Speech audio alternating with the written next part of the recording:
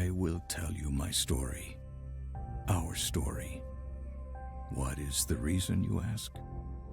The story needs to be told, and if there is no one left to tell it, its meaning will be lost.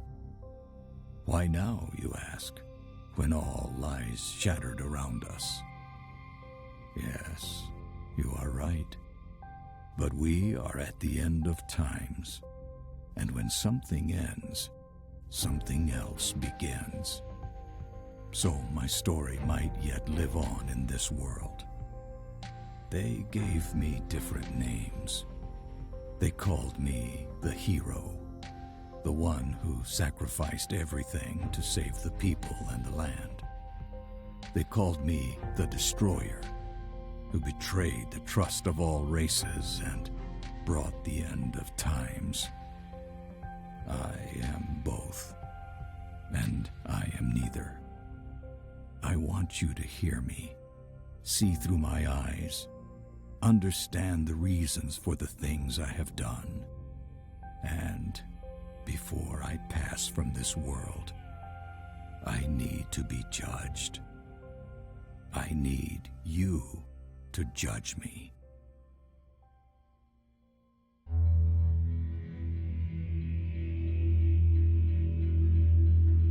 Our land is dying, and we are dying with it. This was not always the case. Artara was once a place of wonder and beauty. The 5 races thrived in peace and harmony. Then, long ago, something happened. A cataclysm of unimaginable proportions. Something so disastrous, we don't even have a name for it. For when it destroyed our civilization, it took with it all knowledge of history. The past is now lost to us. Our future is uncertain. We are left trapped in a bleak and dismal present. The land itself is our enemy now. The weather extreme and unpredictable. Droughts persist for several weeks, followed by floods that wash everything away. Yet our gravest problem is the lack of sunlight. Storm clouds shroud our world in everlasting twilight. Without the sun, we are unable to grow food, and so we struggle to survive this dark world, a seemingly hopeless battle. I look back now to when I was a young boy, living on the fringe of the human domain. While hunting for food, I stumbled upon ruins uncovered by a recent earthquake. A bad omen, normally avoided. But this time, something drew me in.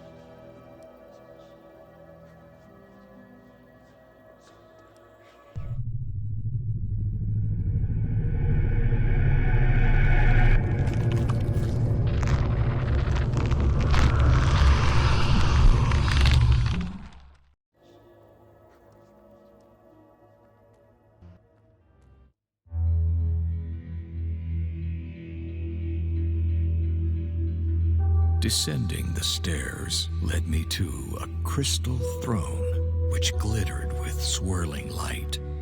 I felt strangely compelled to approach and sit. As I took my place upon it, a sudden torrent of light enveloped me. The illumination overwhelmed my senses. I grew nauseous and weak, but before I lost consciousness, the throne ejected me to the floor. I fled and told no one what happened for fear of being deemed tainted and banished from the village, for this was the way of my people.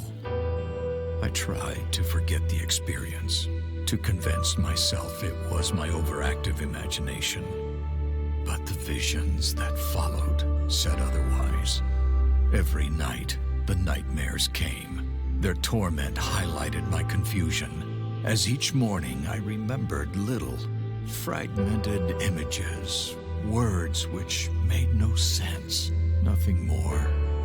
I would have thought myself mad if not for the strange, incomprehensible symbols I often drew in the sand.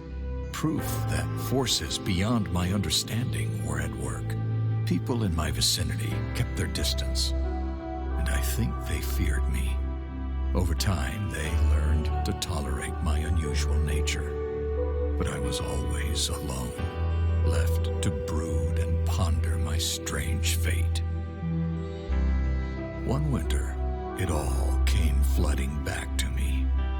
I realized the crystal throne sat not at the bottom of some ancient ruins, but at the top of a construction incomprehensible in scale.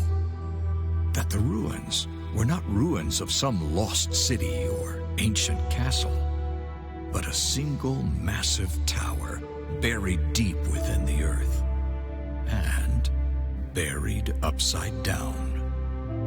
Some unexplainable force had lifted the construction into the sky, rotated it, and driven it into the ground. In that moment of clarity, I knew one thing above all others. I had to go back to that place, for the power within was the one thing that could save Artara. Years later, I found myself a commander in the last human kingdom's militia. The king, a just man and good friend, granted me a favor for my years of loyal service. I had but one request: a small force of men and resources to return to the village of my birth and explore the tower. Preoccupied by an eroding empire, the king held little interest in ancient ruins and towers. He did, however, see the reclaiming of a long-abandoned village on the border of an ever-shrinking kingdom as a boost to the people's morale. He gave me what I requested, and his blessing.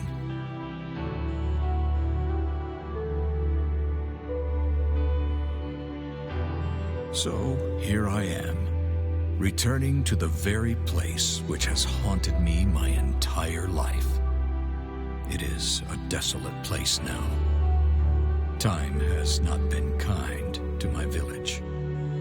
Most of it has rotted or been washed away. Yet the tower remains just as I remember it. I am in awe of the power within, and perhaps fearful.